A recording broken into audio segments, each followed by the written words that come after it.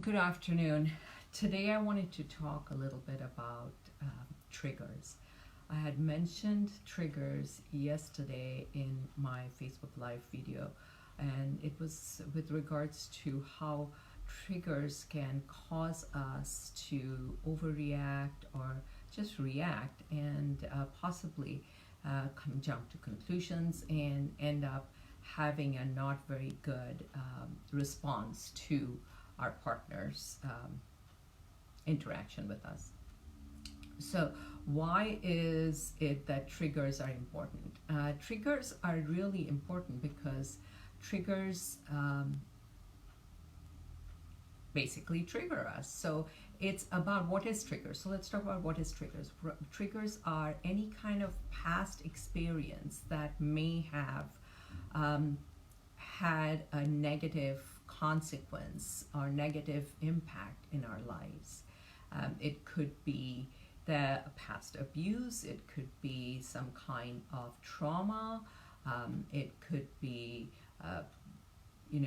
conflict with people, it could come from personality traits, it could come from financial difficulties, so it can be a variety of things. And why is it that it's important that we talk to our partners about triggers? Well, in a relationship, we know by now that one of the most important things in a relationship is to be able to establish trust. And that is trust with our partners, knowing that they have our back, that they want what is best for us, and we want what is best for them.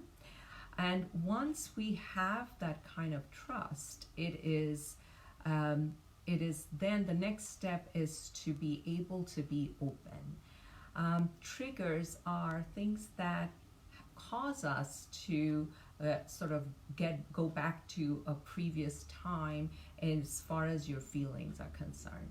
So let me give you maybe an example.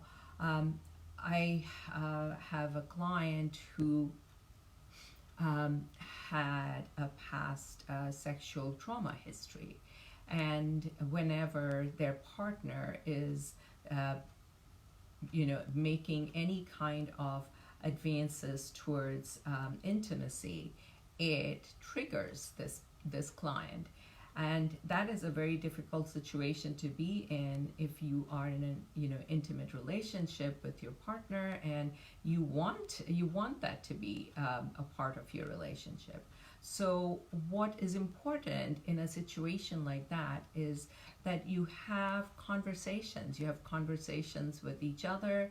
You share with your partner your history, knowing and understanding that it is not going to be seen as a judgment on your partner's part. And so, in the same token, if you happen to be the one who's hearing this from your partner, you need to be very careful not to jump to conclusion and be judgmental, because it's not something that you are able to understand what might have gone on with your partner in the past. Maybe there was difficult situations that they had landed up in that they didn't really mean to, and so being judgmental is not going to help your relationship. And again, that's one of those things that cause problems in relationship: judgment and criticism. So staying open and kind and hearing your partner out as far as what their triggers are, and being gentle with them.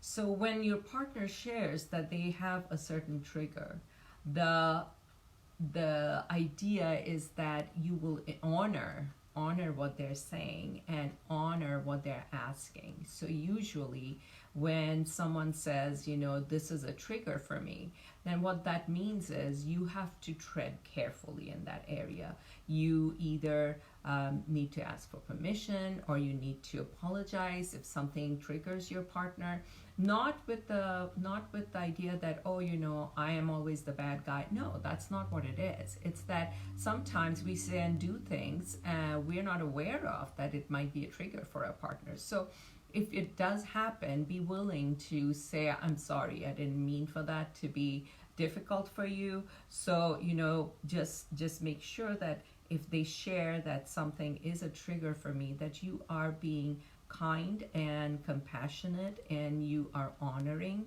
that request that they have of not doing something or saying something. It could be as simple as it's a perfume that you wear, or an aftershave that you wear that triggers them. And so instead of getting into a conflict and talking about, well, why can't I wear this, or why should I have to ask permission from you, you just have to be kind and compassionate and think that if the same thing were true for you, your partner would do the same thing. They would honor you as well. So triggers can actually bring partners closer together if you share and talk about it, because you're making yourself vulnerable, you're opening yourself up.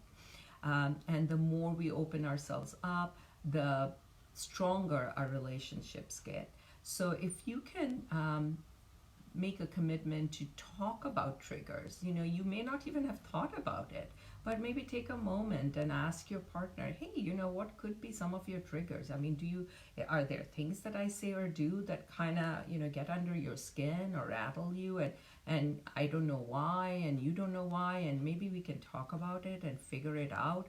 And you might have some things that you want to share with your partner and say, I really want to talk about this because I know it does not always make sense, but it does kind of really upset me, and it puts me in a bad place. So I'd like to have a discussion about it. So, as the Gottman says, that everlasting love is about having conversations, ongoing conversations. So I hope that you will find the time and the strength in you to have the conversation with your partner about triggers and say, this is something that we can talk about openly, so that we are able to build an even stronger bond. Well, I hope you enjoyed this topic, and please subscribe and leave a comment. Thanks so much. Have a great Tuesday.